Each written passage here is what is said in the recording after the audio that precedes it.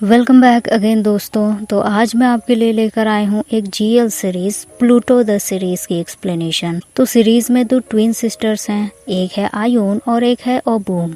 आयुन बड़ी है, मैच्योर है और दिल की अच्छी भी, पर उसकी ट्विन छोटी बहन से उसकी बनती नहीं है। बचपन से ही दोनों में जबरदस्त कंपटीशन चलता आ रहा है और आयुन हमेशा विश करती है कि काश जैसे हमारे प्लेनेट से प्लूटो गायब हो गया उसी तरह ओबूम भी गायब हो जाए। इसका रीजन जानने के लिए हम एपिसोड 1 की शुरुआत करते हैं। तो एपिसोड 1 की शुरुआत होती है एक एक्सीडेंट से। दो न्यूली वेड कपल अपनी शादी से लौट रहे थे, तभी उनका एक्सीडेंट हो जाता है और ये कपल थे ओबूम और पाउल। दादी आयुन को इसकी खबर देती है और दोनों हॉस्पिटल पहुंचते हैं। वहां पता चलता है ओबूम के हस्बैंड पाउल की मौत हो गई है और ओबूम कोमा में जा चुकी है। आयुन को अपनी बहन के लिए बुरा फील होता है और वो उसका लास्ट विश को फुलफिल करने के लिए रेडी हो जाती है जो ओबूम ने रिक्वेस्ट करी थी उससे। तो ओबूम की विश कोई अच्छी विश नहीं थी और ना ही उसे करने में आयुन को प्राउड फील होता। अभी कुछ ही देर पहले शादी के बाद ओबूम ने आयुन से रिक्वेस्ट करी थी कि उसके बाकी सारे लवर्स से ओबूम बनकर वो उसका ब्रेकअप करवा दे। ओबूम जब नहीं मानी तो वो उसे बचपन का एक प्रॉमिस याद दिलाती है। एक बार ओबूम को जब स्कॉलरशिप मिला था तो आयुन उसकी यूनिफॉर्म पहनकर चली गई थी और कुछ स्टूडेंट्स के साथ उसके पंगे हो गए थे और बाद में वो लोग ओबूम को परेशान कर रहे थे। इसीलिए आयुन प्रॉमिस करती है कि जो हो गया सो हो गया, अगर फ्यूचर में कभी भी ओबूम को उसकी जरूरत हो तो वो हेल्प करेगी और अगर नहीं की तो मंदिर के सामने वो कुत्ते की तरह भौंकेगी। लेकिन आयुन को अब अपने प्रॉमिस को पूरा करने में कोई इंटरेस्ट नहीं था, क्योंकि जिस तरह की छिछोरी हरकत ओबूम करती है उससे तो दूर रहना ही बेहतर है, चाहे इसके लिए उसे कुत्ते की तरह ही भौंकना क्यों ना पड़े। लेकिन उसके एक्सीडेंट के बाद आयुन अपनी इकलौती बहन के लिए ये करना चाहती थी।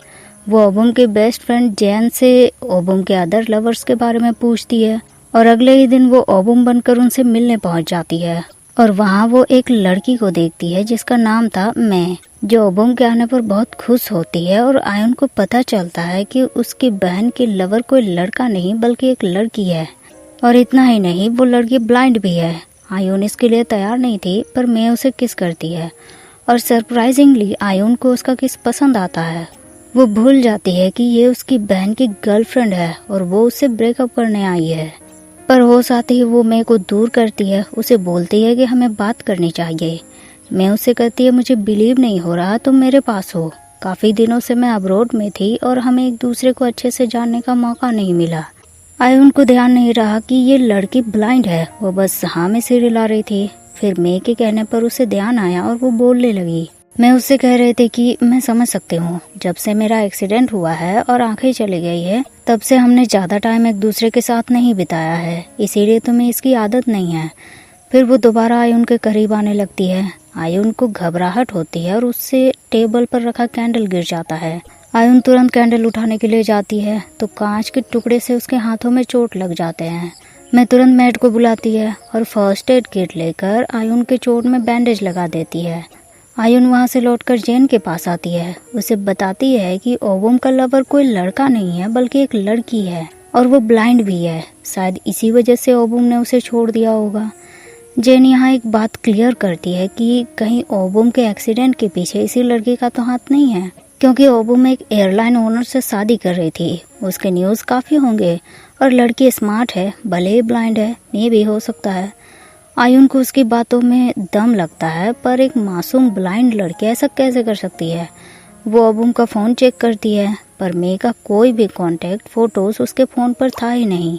उसी टाइम आयुन को हॉस्पिटल से दादी का कॉल आता है और वहाँ डॉक्टर बताते हैं कि ओबूम स्टेबल है पर अभी भी खतरा टला नहीं है।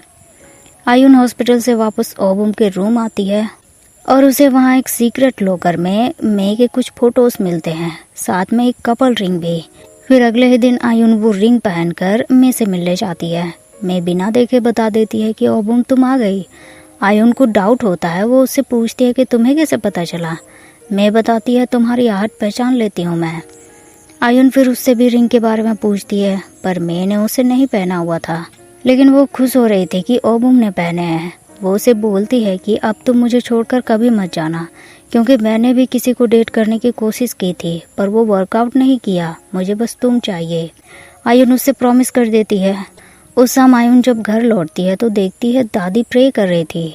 वो भगवान के आगे रो रही थी कि हे भगवान, ओबुम को ठीक कर दो, चाहे मेरी जान ले लो।